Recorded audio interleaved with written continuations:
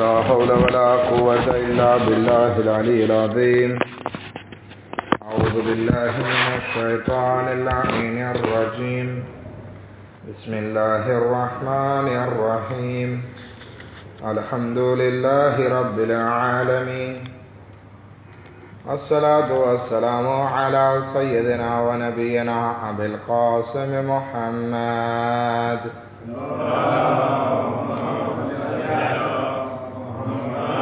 وأهل بيته الطيبين الطاهرين المعصومين المظلومين، ولعنة الله على أعدائهم أجمعين.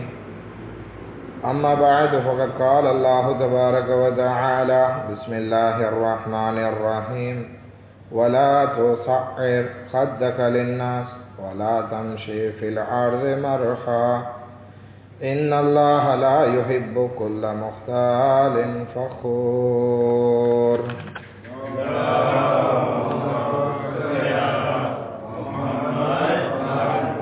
આપણે ગઈકાલે સૂરે લુકમાનની એક આયતની વાત કરતા હતા કે જેમાં જનાબે લુકમાન પોતાના દીકરાને નસીહત કરે છે અને કહે છે કે લોકોને નીચા સમજી અને તારું મોઢું એ લોકોથી ના ફેરવ. આજે આ જ આયતનો બીજા ભાગ વિશે વાત કરશું. વલા તમશે ફિલ અર્દે મરહા. કહે મારા દીકરા, તું જ્યારે જમીન ઉપર ચાલ ને તો અકળાઈને ઘમંડ સાથે ના ચાલ.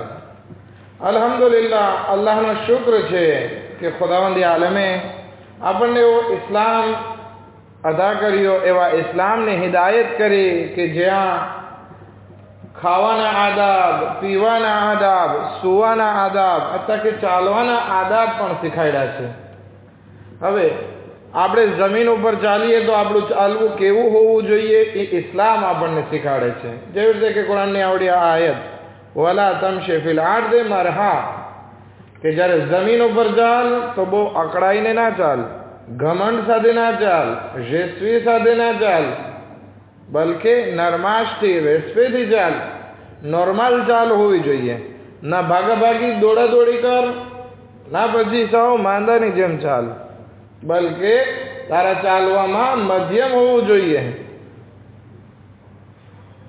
અગર આજે જમાનામાં જોઈએ તો ઇન્સાન પાસે અમુક પૈસા, અમુક દોલત, અમુક હેસિયત, અમુક ઓળખાણ અથવા તો અમુક પોસ્ટ આવી જાય એટલે એ ઇન્સાન જમીનથી એવું લાગે છે કે બે વેત ઉપર ચાલવા માંડ્યો છે. વેત એટલે શું? આને વેત કયો ને, શું કયો? એમ લાગે છે કે હવે જમીન ઉપર એનો પગ નથી, બલકે જમીનથી 1.5 ફૂટ જે છે ઊંચો આવી ગયો છે. ના, ખુદા મનાઈ કરે છે કે ભાઈ તું ઇન્સાન, તારી હેસિયત નથી. તકબ્બુર અને ઘમંડ દુનિયામાં કોઈની શોભા નથી. અગર શોભા છે તો ફક્ત ખુદાવંદી આલમની શોભા છે. ઘમંડ કોણ કરી શકે? તકબ્બુર કોણ કરી શકે? ખુદાવંદી આલમ. ખુદાવંદી આલમ સિવાય બીજા કોઈને અધિકાર નથી કે આ દુનિયામાં ઘમંડ કરે. ખુદાવંદી આલમ કિબ્રિયા છે, એને તકબ્બુરનો ઇખ્તિયાર છે, કારણ કે ઈ કાદિરે મુતલક છે, કારણ કે ખુદાવંદી આલમ પાસે બધી તાકાત અને વેલોર છે. આપણા પાસે શું છે? એક ઇન્સાન 2 પૈસા આવી જાય અને પછી ઈ છાતી ફૂલાવીને ઘમંડથી ચાલતો હોય. ખુદા કહે છે કે તારા પાસે છે શું કે તું આ બધો ઊંચો ઊંચો ભાગે છે? ના, નોર્મલ રીતે ચાલ જેવી રીતે બીજા માણસો ચાલે છે. તો એમ ના વિચાર કર કે તું આ જમીન ઉપર ચાલે છે તો કઈ મોટો કમાલ કર્યો. એક વખત તો તારે આ જમીનની અંદર જવું પડશે. એક વખત તો તારા પાસે તો કઈ નહીં હોય ને, તો તું શું જોઈને ઘમંડ કરે છે? આ જે પ્રોબ્લેમ ઈ છે કે ઇન્સાન પોતાની જાતને ઓળખતો નથી. પોતાને ન ઓળખવાના કારણે પોતે ઊંચો ઊંચો થઈને હાલે છે, જ્યારે ખુદા મનાઈ કરે છે. એ ઇન્સાન, તારા પાસે છે શું? આ શરીરની ચામડી કે કોઈ દિવસ જવાન બાકી નથી રહેવાની, બુઢી થઈ જવાની છે, કરચલી પડી જવાની છે. આ લોહી કે તારા બદનમાં જે હાલી રહ્યું છે એકવાર ઊભું રહી જવાનું છે. તારા શરીરમાં તું દેવદુરાન નાખે છે, બરાબર પરફા રાખે છે, સારું અલહમદુલિલ્લાહ, પણ એનો મતલબ એ નથી કે તું તારે દેવોધોરણ ને પરફે ઉપર ફખર કરે. હા, તું ગમે એટલા પરફે રાખ, જ્યારે તારી રૂહ નીકળશે ગંધાવાનું છે. ભલે પછી ગમે એટલા કાફૂર લગાડે, કાફૂર લગાડવાથી થોડી વાર જે છે એની સોરમ જાય છે, પણ જેવું કબરમાં મૂકી દેવામાં આવે એ સોરમ પણ ચાલી જાય અને પછી ગંધાય છે. કોઈ વખત જોયું છે કે મુર્દાની ગંધ કેવી હોય? આપણે તો અલ્હમ્દુલિલ્લાહ જલ્દી ગુસ્લો કફન દેવરાવી દેવામાં આવે છે કે જેથી મુર્દાની ગંધ ના નીકળે. બાકી તમે કોઈ વખત હિન્દુમાં જઈને જોજો, એનું મૈયત થઈ જાય ત્યાં જઈને ફક્ત ખાલી આંટો મારજો, કેવી ગંધ આવતી હોય કે જિંદગીમાં બીજા કોઈ બદબૂમાં એવી ગંધ નથી હોતી, એવી ગંધ હોય. એવી ગંધ આપણામાંય છે, પણ આપણે અલ્હમ્દુલિલ્લાહ ગુસ્લો કફન જલ્દી દઈ દેવામાં આવે છે, એ ગંધ બહાર નથી નીકળતી. અગર ઇન્સાનને ખબર પડી જાય કે તારામાં કેવી બદબૂ છે તો શું એ ઘમંડ કરવાનો છે? એ ઇન્સાન જાણી લે તું આવો બદબૂદાર છે, તું હવે ઘમંડ ના કર. દૌલત ઉપર ઘમંડ છે. એક બાદશાહ અને ત્યાં કોઈ હકીમ આવે છે. એ હકીમ એટલે ડોક્ટર નથી અહીંયા, બલકે હિકમત વાળો માણસ, જાણકાર માણસ આવે છે. એ જમાનામાં જે છે નસીહત બહુ વધારે માંગાતી, બહુ સારી એવી સિસ્ટમ હતી. તો બાદશાહ એ માણસને કહે છે કે મને નસીહત કર, તો કે હું તને નસીહત નથી કરતો. બાદશાહ બહુ માંગણી કરે છે કે તમે એમ ના કરો, અમારે સુધારણાની જરૂર છે, અમને નસીહત કરો. તો કે ઠીક છે, એક પાણીનો ગ્લાસ લઈ આવો મારા માટે. પાણીનો ભરેલો ગ્લાસ એના માટે લાવવામાં આવે છે. હકીમ પાણીનો ગ્લાસ સામે રાખે છે અને કહે છે બાદશાહ તું જંગલમાં હોય, રસ્તો ભૂલી જા, તારા સૈનિકોથી છૂટો પડી જા અને જંગલમાં જ્યાં ને ત્યાં ફરતો હોય, એકદમ પ્યાસો થાય, ભૂખ્યો થાય, પાણીની શિદ્દત તારામાં એટલી વધે કે પાણી ના મળે તો બસ હવે તારી જાન નીકળી જશે. એવામાં કોઈ ઇન્સાન તારી સામે પાણીનો એક ગ્લાસ લઈને આવે અને કહે છે પાણીનો ગ્લાસ, તો કેવો ખુશ થાય? તો કે બહુ ખુશ થાય છે એ વખતે, કારણ કે જાન મારી મોઢા ઉપર આવી ગઈ, જીવ મોઢા ઉપર આવી ગયો, એમાં મને પાણી મારી સામે આવે, હું ખુશ થાય છે. પણ એ માણસ તને પાણી ના દે અને તને એમ કહે કે હું આ પાણી તને એક કન્ડિશન ઉપર દઈશ. શું કન્ડિશન? કે તારી અડધું રાજપાટ જે છે એ મને તું દઈ દે, અડધી હુકુમત મારી. તું શું કરીશ? આટલું મોંઘું પાણી તું લેવા માટે તૈયાર થઈશ? જ્યારે કે એ પાણીની તારા અત્યારે રાજ દરબારમાં કાંઈ કિંમત નથી. તો કે હવે જીવ વાલો બધાને, જાન છે તો જહાન છે, જીવ છે તો દુનિયા છે. તો કે હું મારું અડધું રાજપાટ આપવા માટે તૈયાર થઈ જઈશ, દઈશ એને, એક ગ્લાસ પાણી પી લઈશ. તો કે સમજ કે જે પાણી પી લીધું, હવે એ પાણી ફસાઈ ગયું. હવે એ પાણી જે છે તારા શરીરમાં ફસાઈ ગયું, તને પેશાબ નથી આવતો. ઘણી વખત ઇન્સાન એવા બીમારીમાં મુબતલા થાય છે કે ઇન્સાનને પાણી ફસાઈ જાય, પેશાબ બંધ થઈ જાય અને બહુ તડપતો હોય. હવે તું તડપી રહ્યો હોય જંગલમાં અને એ માણસ પાછો આવે ને કહે છે કે મને એક મસાજ આવડે છે, એક મારા પાસે ઈલાજ છે કે જેથી તારું આ પાણી જે છે છૂટી જાય, પેશાબ જે છે એ થઈ જાય. પણ આમનામ ના કરો, બીજો અડધું રાજપાટ છે ને એ પણ મને આપી દે તો કરો. તો કે મરવા કરતો તો બહેતર છે કે જીવતો રહે, ભલે રાજપાટ ચાલ્યું જાય, હું આપીશ એને અને મારો ઈલાજ કરાવીશ. એ હકીમ ઇન્સાન કહે છે કે બસ નસીહત આ પાણીના ગ્લાસમાં છે, આંખો ખોલી રાખતો. એ પાણીના ગ્લાસની તારા પાસે કઈ વેલોર નથી, પરંતુ પોસિબલ આ પાણીનો ગ્લાસ ઘણી વખત એટલો કિંમતી થઈ જાય કે તારા આખા રાજપાટને ખાઈ જાય. તારો આખા રાજપાટની કિંમત કેટલી થઈ જાય? આ એક પાણી પીવું અને એક પેશાબ કરવા બરાબર થઈ જાય. તો હવે તું વિચાર કર કે તું આમાં ઘમંડ કરીશ? ના. ગમે એટલો ઇન્સાન મોટો બાદશાહ થઈ જાય, એને કાંઈ વેલોર દુનિયામાં છે નહીં. બહેલુલ હારૂન રશીદ પાસે જાય છે, લગભગ બહેલુલનો જ વાક્ય છે, પૂછે છે. હારૂન રશીદ કહે છે કે ભાઈ અત્યારે મારી કિંમત શું. હવે હારૂન રશીદ એના પોતાના પર્સનલ શામ્રમાં હતો, ક્યાંય હતો ને, બેહલુલને ત્યાં બોલાવ્યો હતો. બેહલુલને પૂછે છે મારી કિંમત તું કેટલી લેખે છે, હું કેટલો કિંમતી? તો કે ના થાય કિંમત તમારી. તો કે ના કાંઈક તો કિંમત કર. તો કે કિંમત કરું તમે નારાજ નહીં થાવ? તો કે હા નહીં થાવ. તો કે 10 દિરહમ ફોર એક્ઝામ્પલ. કેટલા? 10 દિરહમ. આપણે એમ કહીએ કે 10 ફ્રાંક. તો કે બસ આટલી જ, કે આટલી તો મારા કપડાની લુંગી જે પહેરી છે ને, કાસડી શું કહો છો તમે, આગળ જમાનામાં લુંગી અથવા ટુવાલ વીટો એ કે આટલાની છે એ કે. તો કે મેં એની જ કિંમત કીધી, બાકી તારી તો કઈ કિંમત છે જ નહીં કે. વેચવા જાય કઈ ના આવે, ખલવા પડે મોહમ્મદ વાલે મોહમ્મદ પર.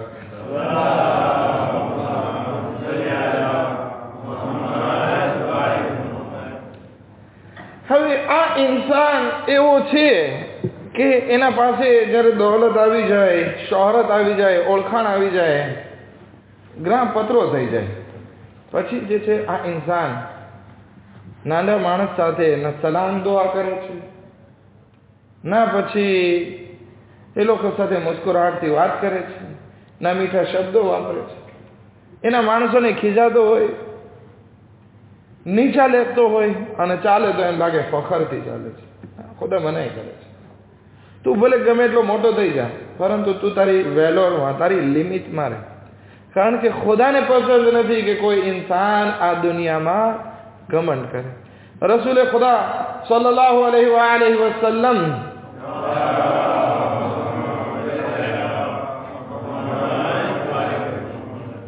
ફરમાવે છે કે તમે તમારા મોમિન ભાઈ સાથે મીઠા શબ્દોમાં વાત કરો, મીઠી જબાનમાં વાત કરો, કે જેથી તમારી નરમાશ દેખાય.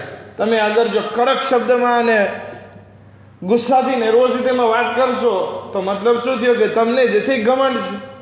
અચ્છા, કે કહેવામાં આવે છે કે એક મોમિનના બીજા મોમિન ભાઈ ઉપર 3 અધિકાર છે, અને એના હિસાબે મોહબ્બતમાં વધારો થાય છે. એમાં સૌથી પહેલી વસ્તુ કે મોમિનનું જે નામ હોય, જે પસંદીદા નામ હોય, એનાથી બોલાવે. હવે દાખલા તરીકે આપણે અહીંયા તુલિયારમાં બહુ આદત છે કે જે પણ આગળ આવે એનો કાંઈક ને કંઈક નામ તો પાડે, બરાબર છે ને? રસૂલે ખુદા મનાઈ કરે છે કે ના, તમે તમારા મોમિન ભાઈને સારા એવા નામથી પુકારો. નામ જે છે તમને દઉં તો તમને અજબ આવશે, અજબ થશે. હેલિકોપ્ટર ને ટોન ને કઈક જાતના નામ પાડ્યા છે, બરાબર છે ને? કહે છે કે કોઈને એવા નામથી ના પુકારો, બલકે જે એનું નામ હોય, જે એને પસંદીદા હોય, એનાથી જ પુકારો. તમે એક હક છે મોમિનનો, એનાથી મોહબ્બતમાં વધારો થશે. હવે આપણે કોઈ મોમિન ભાઈ ઘણી વખત જે છે કોઈનું નામ એવું સમાજમાં પડી જાય. હવે મને ના ગમતું હોય કે મારું નામ જે છે કંઈક પડે, પણ હવે જમાનામાં પડી ગયો, તો હવે જે ઓલો પરફેક્ટ માણસ હશે, પત્રો હશે, એ કોઈ દિવસ મને મારા નામથી નહીં બોલાવે, આ જ નામ થઈને બોલાવશે. ઇન્સાનને જે નામ પસંદ હોય એનાથી એને બોલાવવામાં આવે. બીજો અધિકાર જે બયાન કરે છે કે જ્યારે તમે મોમિનભાઈની મુલાકાત કરો તો સલામ કરો. ઘણી વખત આપણે બોન્જુર ઉપર આવી જાય છે ના, બોન્જુર અને હેલો અને હાઉ આર યુ, આ બધી વસ્તુ જે છે એ સલામની જગ્યા નથી લઈ શકતું. તમે જ્યારે તમારા મોમિનભાઈ સાથે મુલાકાત કરો તો સલામ કરો. અને ત્રીજી વસ્તુ, મીઠી જબાનમાં વાત કરો, મીઠાશથી વાત કરો, કે જેથી તમારામાં ઘમંડ ના આવે. આ બહુ મહત્વની વસ્તુ છે. રસૂલે ખુદા સલ્લલ્લાહુ અલૈહિ વસલ્લમ પાસે એક માણસ આવે છે અને કહે છે, યા રસૂલલ્લાહ, મને નસીહત કરો. રસૂલે ખુદા કહે છે કે નસીહત ખપે છે? તો કે હા. તો કે જ્યારે પણ તું તારા મોમિન ભાઈની સાથે મુલાકાત કર તો ખુશહાલ ચહેરા સાથે મુલાકાત કર, મુસ્કુરાહટ સુરીર વાળા ચહેરા સાથે. ઘણી વખત આપણે કોઈની સાથે મુલાકાત કરવા જઈએ, નેરવ્યા બ્લોક હોય, ફટાફટ જેવો તેવો જવાબ દે દે. નહીં, રસૂલે ખુદાની સુન્નત એ નહીં હતી. રસૂલે ખુદા આ 23 વર્ષ દરમિયાન જે છે આટલું જલ્દી ઇસ્લામને ફેલાવી શક્યા, એનું કારણ આ જ હતું કે રસૂલે ખુદા હંમેશા મુસ્કુરાહટ વાળા ચહેરા સાથે વાત કરતા હતા, લોકોના દિલને જીતી લેતા હતા, અખલાકથી પેશ આવતા હતા. ઘમંડ નહીં હતો.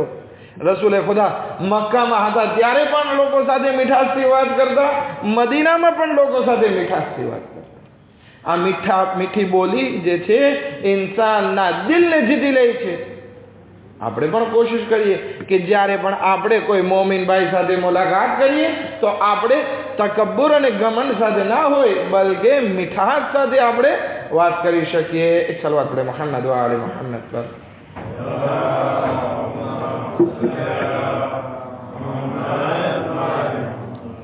કારણ કે આપણને એમ તો એક સવાલ આવે કે ભાઈ કેવી રીતે અત્યારે થાય કે બધા સાથે સુરીરથી વાત થઈ શકે?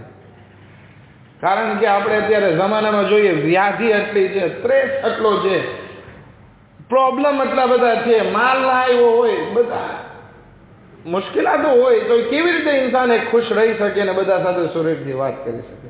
આપણા બધા દિવસો તો સરખા ના હોય ને. નહીં, રસૂલે ખુદા કહે છે કે મોમિનની સિફત ઈ છે કે હુઝ્નુહુ ફી કલ્બે, કે મોમિનનો જે છે સ્ટ્રેસ અને જે ગમ હોય છે એ એના દિલમાં હોય છે. ચહેરા ઉપર મુસ્કરાટ હોય છે. પણ આજે જમાનો ઊંધો થઈ ગયો. ઇન્સાનની બધી ખુશી એના દિલમાં હોય અને ચહેરા ઉપર ગુસ્સો અને ત્રેસ અને વ્યાધિ હોય. બધાને એમ થાય કે દુનિયામાં સૌથી દુઃખીમાં દુઃખી માણસ હશે તો આવડો માણસ. પણ જ્યારે કે એના દિલમાં બહુ ખુશ હોય. શું કામ? કે અગર જો હું મારી ખુશીનો ઇઝહાર કરીશ તો નજર લાગી જશે, તો કોઈ મારા પૈસા લઈ જશે, તો અગર જો હું રોદણા નહીં રહું તો બધા માણસો આવીને કહેશે કે મને કંઈક કર્જો દે ને, પૈસા ઉછીને કાઢી દે ને. તો એ ના પાડવી પણ મોટી વ્યાધિ. એટલે પહેલેથી જ રોદણા રહો કે આ વેપાર નથી ને, વેપારની માં મરી ગઈ છે ને, ખામણામાં કંઈ ગળતા નથી ને, આ બધી વસ્તુ નહીં. જ્યારે ખુદાવંદી આલમ તને કહે છે કે તું જે છે મોમિનભાઈની સામે મુસ્કુરાહટવાળા ચહેરા સાથે વાત કર, તારો ગુસ્સો જે છે એ તારા દિલમાં રાખ. અગર જો ગુસ્સાને તું બહાર લાવીશ તો એ સમજ કે તારા ગુસ્સાની સાથે ઘમંડ પણ બહાર નીકળતો. ખાસ કરીને ગરીબોની સાથે. આજે માણસ પાસે થોડાક પૈસા હોય એટલે ગરીબો સાથે બહુ નેરવેથી થઈને વાત કરે છે. નહીં, તો ગરીબો સાથે પણ સારી રીતે વાત કર. તારા પાસે હોય તો તે, ના હોય તો મીઠો જવાબ દેવામાં તને શું વાંધો છે? રસૂલે ખુદા સલ્લલ્લાહુ અલૈહિ વસલ્લમ હદીસમાં બયાન કરે છે કે હંમેશા તમે રાહે ખુદામાં સદકો આપો. કહે છે સદકો, યા રસૂલલ્લાહ આટલા બધા પૈસા તો અમારી પાસે ના હોય ને કે અમે રોજ સદકો કાઢીએ. તો કે અલ્હમ્દુલિલ્લાહ આપણે તો વાંધો નથી. રસૂલે ખુદા કહે છે કે સદકો ફક્ત પૈસા જ નથી. તમે તમારા મોમિન ભાઈ સાથે મીઠા શબ્દોમાં વાત કરો, એની સાથે મુસ્કરાઈને વાત કરો, હળી મળીને રહ્યો. આ પણ એક જાતનો સદકો છે. એ તો કરી શકો ને. એમાં તો કંઈ ખિસ્સાના ઓછા દોકડા ઓછા નથી થવાના.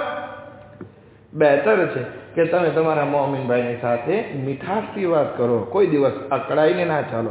શું કામ અકળાઈને ના ચાલીએ? ઘમંડથી ના ચાલીએ. કારણ કે ખુદાવંદી આલમ કુરાન મજીદમાં ઇરશાદ ફરમાવે છે, ઇન્ના અલ્લાહ લા યુહિબ્બુ, કે ખુદાવંદી આલમ દોસ્ત નથી રાખતો કુલ્લા મુખ્તાલિન ફખૂર, કે જે ઇન્સાન અકળાઈને રહે છે અથવા તો ઘમંડ કરે છે એને દોસ્ત નથી રાખતા. શૈતાન ખુદાનો આટલો બધો ચાહીતો હતો, એટલી બધી ઇબાદત કરી હતી કે આ દુનિયામાંથી ઉપાડી અને એને આસમાનમાં લઈ ગયા. એટલું જ નહીં, મલાઈકાઓનો સરદાર બનાવી નાખ્યો. પણ હવે જ્યારે ઘમંડ આવી ગયું, આપણે રોજ જે છે આપણા દિલને જે છે એનાલિઝ કરવી પડે કે મારા દિલમાં ઘમંડ તો નથી આવ્યું. આ શૈતાને એનાલિઝ નહોતું કર્યું પોતાના દિલમાં ઘમંડ છે કે નહીં. અને હદીસમાં છે કે ઇન્સાનના દિલમાં ઘમંડ એવી રીતે દાખલ થાય છે કે ઇન્સાનને ખબર પણ નથી પડતી. જેવી રીતે કે એક અંધારી રાત હોય, જ્યારે હમણાં અંધારી રાત આવશે ને, ચાંદ નહીં હોય રાતના, બરાબર છે ને, એ રાતના ચાંદ ના હોય, અંધારું એકદમ હોય અને એમાં જમીન ઉપર કાળો પથ્થર પડ્યો હોય. પથ્થર તો સમજો છો ને, પાણો, કાળો પથ્થર એ દેખાય આપણને. તો કે એના ઉપર કાળી કીડી જે ચાલતી હોય, એવી રીતે ઇન્સાનના દિલમાં આ ઘમંડ ધીરે ધીરે કીડીની જેમ દાખલ થાય છે અને પથ્થર બનીને રહે છે. વિચાર કરીએ, એ અંધારી રાતમાં અંધારો કાળો પથ્થર અને એમાંય કાળી કીડી, એમ હાલે કઈ દેખાય? કઈ ના દેખાય.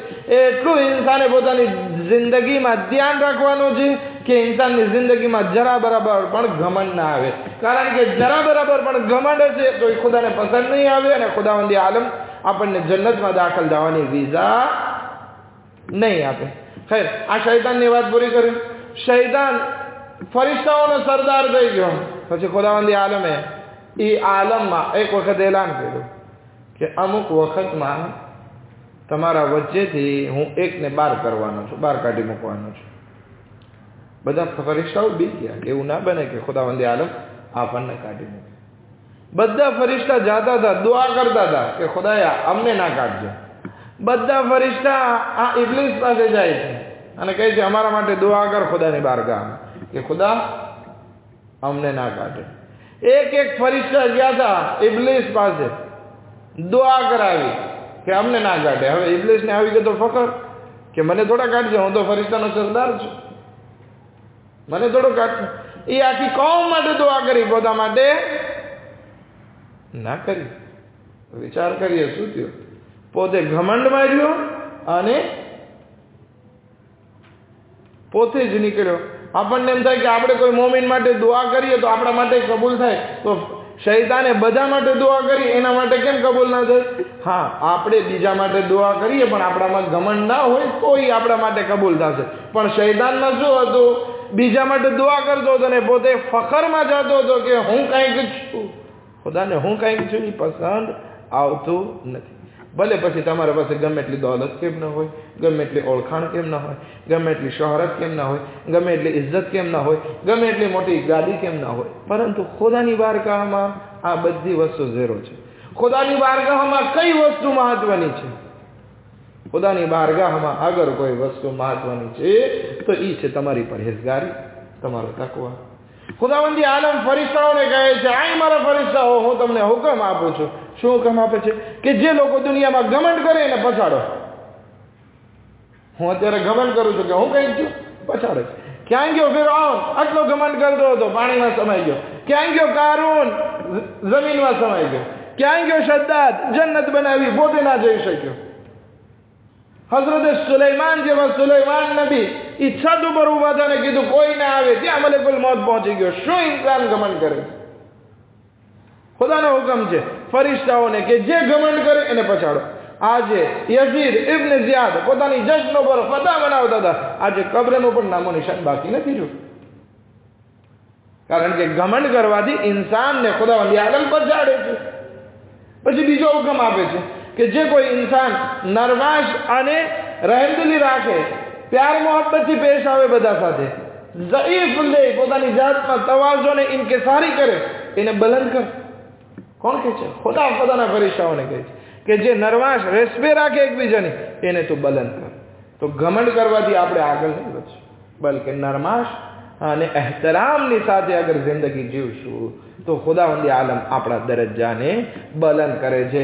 કારણ કે ખુદાવંદી આલમ ફરમાવે છે વતુઇઝ્ઝુ મન તશા વ તુઝિલ્લુ મન તશા બિયદિકલ ખૈર. આપણે ખુદાની બારગાહમાં એ તો કહીએ છીએ ખુદા ઇજ્જત પણ તારા હાથમાં છે અને જિલ્લત દેવી પણ તારા હાથમાં છે, બધું તારા હાથમાં છે. તું દરેક વસ્તુ પર કાદિર છે. આપણે અલ્લાહની બારગાહમાં દુઆ કરી કે પરવરદિગાર બેહક મોહમ્મદ વ આલે મોહમ્મદ અમને ઘમંડ અને તકબ્બુર જેવી બીમારીથી બચાવી લે. ખુદાયા અમારા ગુનાહને કબીરા સગીરાને માફ કર, અમારી મુશ્किलातों ने आसान कर, हमारा रिज़्क़ में बरकत इनायत फरमा. खुदाया बेहक मोहम्मद व आले मोहम्मद हज़रत आयतुल्लाह सिस्तानी ने दीगर मराजियों में सेहत व सलामती साथ लंबी और इनायत फरमा. खुदाया बेहक मोहम्मद व आले मोहम्मद दुश्मनान इस्लाम खुसूसन वादी ताखिर इज़राइल अमेरिका ने इस्तेनाबूद फरमा.